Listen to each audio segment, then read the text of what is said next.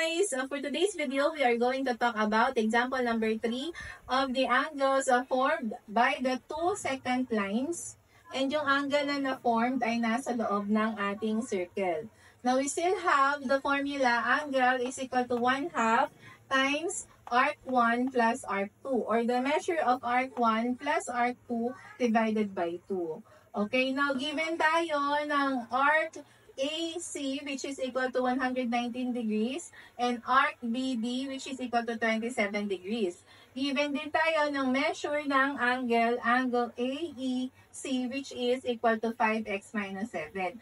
Now, we have to find for the value of x. To solve for x, let's have our working equation. So, we have the angle, and yung angle na given natin is AEC. So, the measure of angle AEC is equal to 1/2.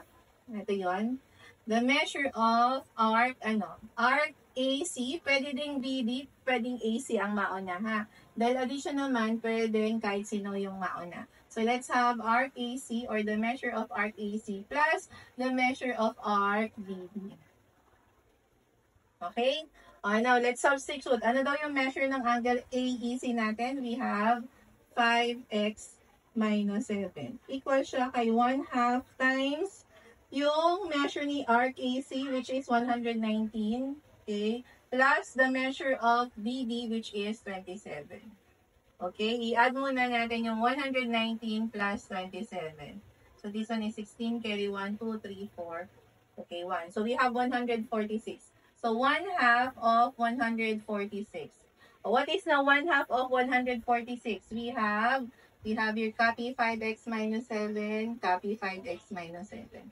Okay, ang kalahati ng 146 ay 73. Tama ba? 14 divided by 2 is 7, 6 divided by 2 is 3. So, we have 73. Okay, kailangan ma-solve natin si x. So, si 5x dapat ma-isolate siya. Dapat solo lang siya dyan. So, ilipat natin dito si negative 7. From negative magiging, correct, positive na siya. So, you have your 5x is equal to 73 plus 7. What is 73 plus 7? You have, correct, 80. So, 5x is equal to 80. Eh, ang kailangan lang natin x. Dahil may numerical coefficient si x, which is 5, kailangan maalis yung 5 dyan. We have to divide both sides by 5. Okay? So, x is equal to, what is 80 divided by 5? Let's divide.